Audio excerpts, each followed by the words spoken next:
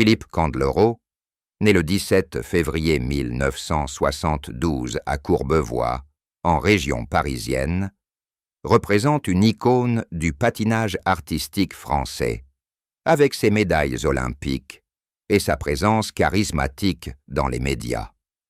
À 53 ans, l'ancien champion, connu pour ses sauts spectaculaires et son style théâtral sur la glace, a construit une carrière post-sportive, faite de commentaires télévisés, de spectacles et d'apparitions publiques qui maintiennent son aura intacte. Sa vie personnelle, souvent évoquée avec une franchise désarmante, forme un contraste saisissant avec l'image de famille unie qu'il projette. Marié depuis 1998 à Olivia Darmon, rencontrée 7 ans plus tôt. Il est père de 3 filles, Talia Soleya, Maya Estella et Luna Nizza, dont les prénoms évoquent une poésie méditerranéenne héritée des origines italiennes de Philippe. Récemment, en novembre 2024, lors d'une émission diffusée sur une chaîne généraliste, Olivia Darmon a brisé un silence pesant après 27 ans de mariage, confirmant des rumeurs persistantes. Elle a découvert une liaison de son mari avec un homme, un secret qui, selon elle, a ébranlé les fondations de leur couple sans pour autant le détruire. Cette révélation, prononcée avec une dignité mesurée, soulève des questions sur la fluidité des identités dans les relations durables, sur les pressions de la célébrité et sur la résilience des liens familiaux. Elle invite à revisiter la trajectoire de ce duo, où l'amour s'entremêle à des zones d'ombre, et à explorer comment un champion de la glace a navigué entre gloire publique et tourments privés. Pour appréhender l'ampleur de cette confession, il faut remonter aux origines de Philippe Candeloro, aux premiers retours de piste qui ont forgé non seulement un athlète, mais aussi un homme confronté aux attentes sociétales. Ainsi s'ouvre le premier chapitre, consacré aux racines d'un prodige du patinage. Philippe Candeloro grandit dans l'effervescence suburbaine de Courbevoie, une commune ouvrière aux portes de Paris, où le sport devient vite un refuge pour un garçon énergique et rêveur. Fils d'un père italien immigré, employé de banque passionné de cyclisme, et d'une mère française au foyer, il découvre le patinage à 7 ans lors d'une sortie scolaire sur une patinoire municipale, un moment qu'il décrit plus tard comme une révélation sensorielle, où la glisse efface les contraintes du quotidien. Ses premiers entraînements, dans des clubs locaux comme celui de Colombes, révèlent une aptitude rare pour les sauts et les pirouettes, influencés par des idoles comme Toller Cranston, dont le style expressif préfigure le sien. À l'adolescence, il enchaîne les compétitions régionales, équilibrant études au lycée et sessions matinales qui le laissent épuisé mais déterminé, une discipline qu'il attribue à l'éducation stricte de ses parents, qui voient en lui une chance de ascension sociale. En 1988, à 16 ans, il intègre l'équipe de France, marquant son entrée aux championnats nationaux par une performance audacieuse qui mélange technique impeccable et théâtralité italienne, un mélange qui séduit juges et publics. Ses premières médailles, en catégorie junior, attirent l'attention des médias, et Philippe, avec son accent chantant et son sourire contagieux, devient le chouchou des journalistes. Lors d'une interview de l'époque, il évoque la pression de représenter la France, un pays où le patinage artistique reste un sport élitiste, mais aussi la joie de transformer la glace en scène personnelle. Analysant cette phase formative, on discerne un schéma récurrent. Le jeune athlète compense une enfance modeste par une ambition féroce, où chaque chute sur la glace renforce sa résilience, un trait qui se manifestera plus tard dans sa vie conjugale. En 1992, aux Jeux olympiques d'Albertville, il remporte le bronze en danse sur glace, un exploit qui propulse sa famille dans la lumière et ouvre des portes à des sponsors, mais aussi à des attentes écrasantes. Courbevoie, avec ses HLM et ses parcs modestes, symbolise pour lui un ancrage humble, contrastant avec les voyages internationaux qui suivent. Des stages en Russie pour peaufiner sa technique, des galas aux États-Unis où il côtoie des stars. Pourtant, derrière les podiums, émergent les premiers signes de vulnérabilité, des doutes sur son orientation, des attirances confuses qu'il relègue au second plan pour se concentrer sur les quads et les axels. Cette période olympique forge non seulement un champion, mais un homme conscient des sacrifices, préparant le terrain pour les rencontres personnelles qui altéreront sa trajectoire privée. La trajectoire de Philippe Candeloro croise celle d'Olivia d'Armont en 1991, lors d'une séance de chorégraphie à la patinoire de Colombes, un cadre où le patinage artistique unit destins et passions. Olivia, alors jeune danseuse et chorégraphe de 20 ans, issue d'une famille d'artistes parisiens, collabore avec la chorégraphe Natacha Dabadi, qui présente les deux talents comme un duo complémentaire. Lui, l'athlète flamboyant, elle, l'esthète discrète aux mouvements fluides. Leur première interaction, centrée sur une routine commune, révèle une alchimie immédiate. Philippe apprécie sa patience et son œil critique, tandis qu'Olivia est captivée par son énergie italienne, un mélange de sensualité et de détermination qui transcende la glace. Ils commencent à se fréquenter hors des entraînements, partageant des dîners improvisés dans des brasseries de la banlieue, où les conversations glissent des techniques de patinage aux rêves d'avenir. En 1994, après les médailles olympiques de Lillehammer, Philippe officialise leur relation, la décrivant comme un havre de stabilité au milieu du tourbillon médiatique.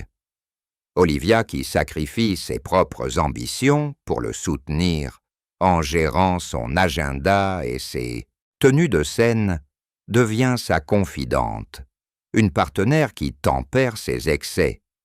Leur mariage civil en septembre 1998, suivi d'une cérémonie religieuse le lendemain, se déroule dans une intimité relative, avec des invités du monde du sport et des vœux prononcés sous un ciel parisien capricieux.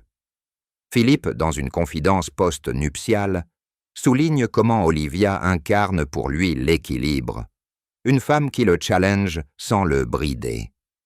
Analysant cette union naissante, on observe une dynamique classique des couples de célébrités, l'un sous les feux, l'autre dans l'ombre, où le soutien logistique d'Olivia masque des tensions sous-jacentes liées à la notoriété croissante de Philippe. Les premières années sont marquées par des naissances, Lunanisa en 2000, Maya Estela en 2002, Talia Soleya en 2006. Des événements que le couple célèbre avec des photos familiales publiées dans la presse, projetant une image d'harmonie. Olivia, qui abandonne progressivement la scène pour élever les filles, trouve un rôle dans l'organisation d'événements patinage, un compromis qui la maintient liée au monde de son mari. Pourtant, des fissures apparaissent. Les absences prolongées de Philippe pour des shows internationaux pèsent sur le foyer, et Olivia confie plus tard à des proches le sentiment d'isolement face aux groupies. Cette rencontre sur glace, symbolique d'une glisse parfaite, préfigure une relation où l'amour se négocie au quotidien, entre admiration mutuelle et ajustements constants, posant les bases pour des révélations futures qui testeront leur endurance.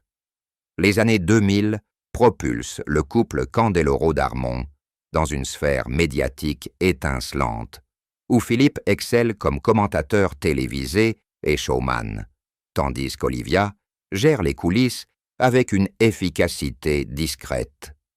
Après sa retraite sportive, en 1998, Philippe enchaîne les contrats. Commentateur pour France Télévisions lors des JO, participant à des émissions de divertissement où son franc-parler et ses anecdotes glacées captivent. Olivia, mère au foyer, orchestre la vie quotidienne, coordonnant les horaires des filles entre école et entraînement de danse, un rôle qu'elle assume avec stoïcisme malgré les flashs des paparazzi.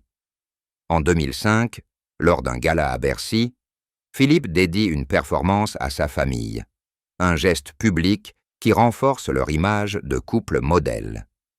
Les filles, Luna la rêveuse, Maya l'espiègle et Talia la studieuse, grandissent dans cet univers, participant occasionnellement à des événements familiaux qui humanisent le champion. Olivia, dans une rare interview, évoque la joie de ces moments, mais aussi la fatigue d'être l'épine dorsale invisible. Analysant cette période, on perçoit un équilibre précaire. La gloire de Philippe alimente le foyer financièrement, mais génère des jalousies extérieures, avec des rumeurs de flirt que le couple balaie d'un rire complice. En 2010, lors d'une participation à Danse avec les stars, Philippe confie à l'animateur son admiration pour Olivia, la qualifiant de « rock inébranlable », un aveu qui masque des nuits solitaires pour elle, veillant sur les enfants pendant ses tournées.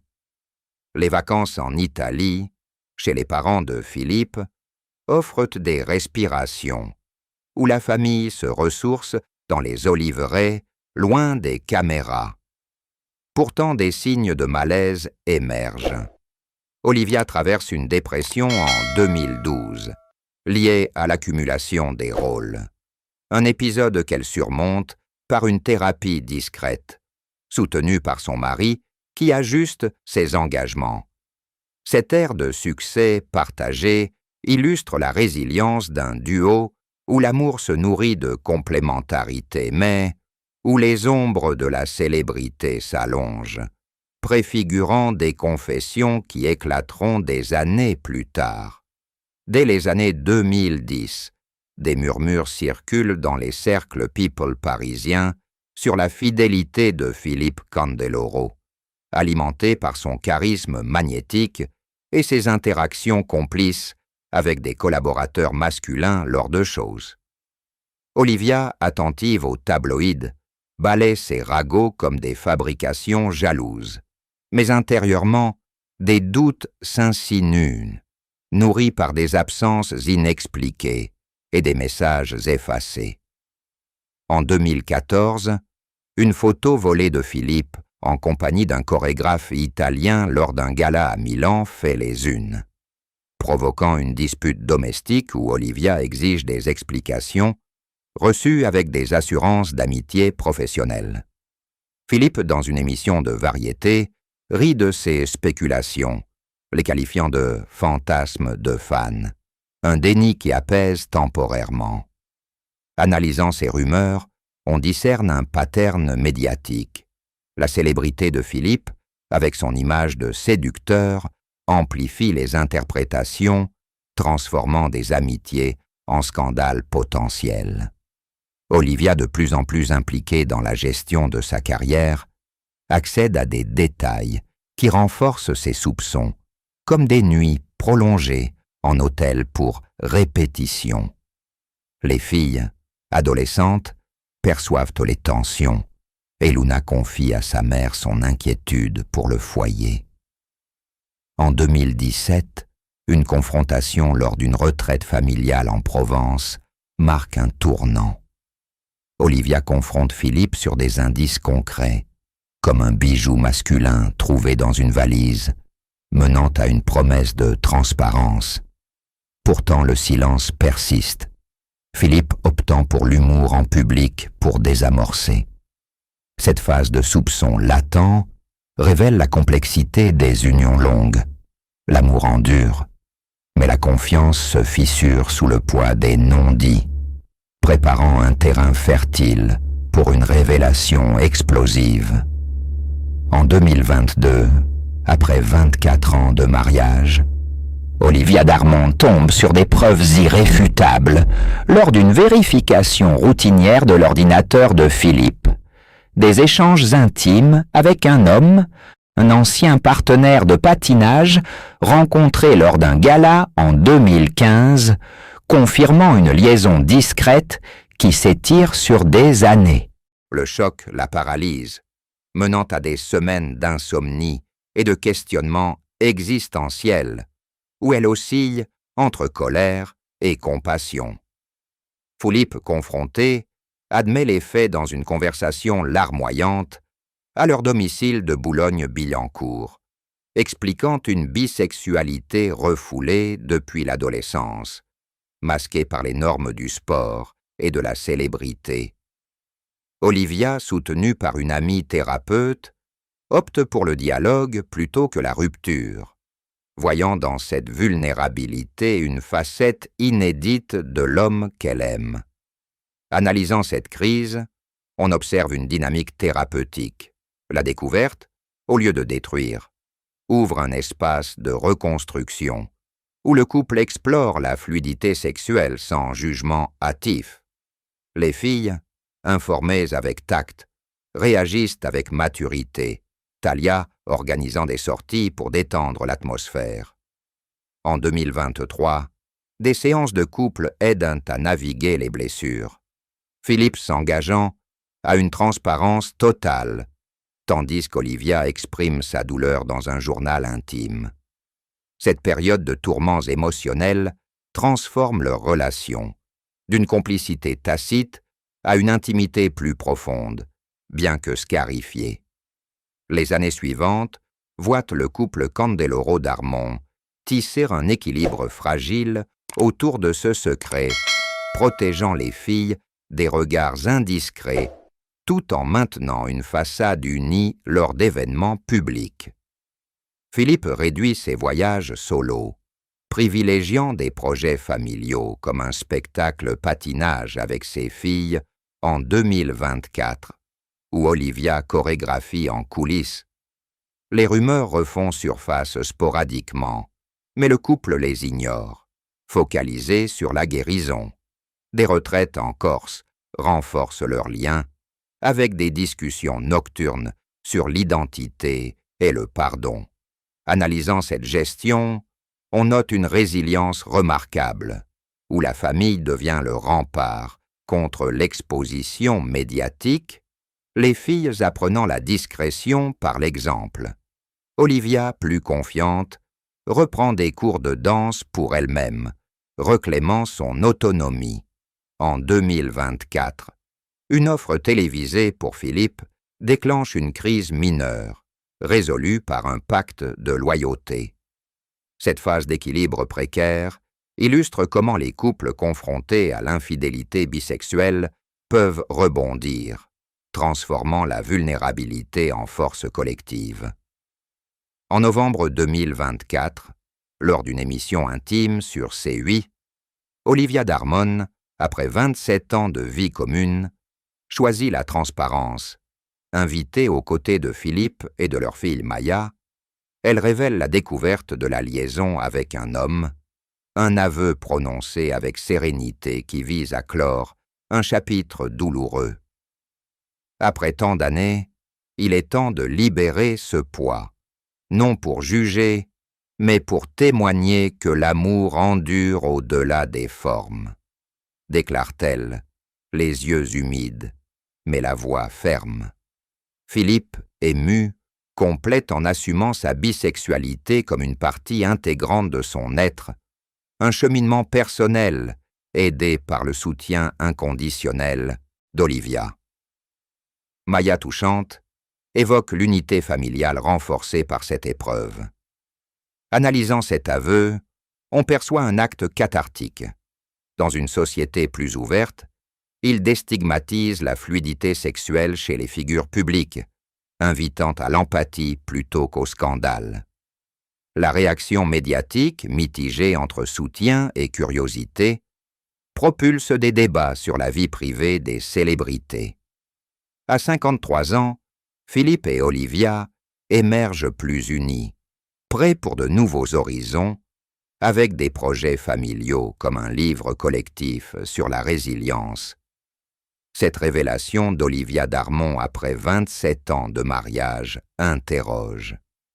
Comment les couples gèrent-ils la bisexualité dans l'ombre de la célébrité? Et quel avenir envisagez-vous pour leur famille? Partagez vos réflexions et prédictions en commentaire, likez pour plus d'histoires authentiques et abonnez-vous à la chaîne pour ne rien manquer des portraits culturels et culturels.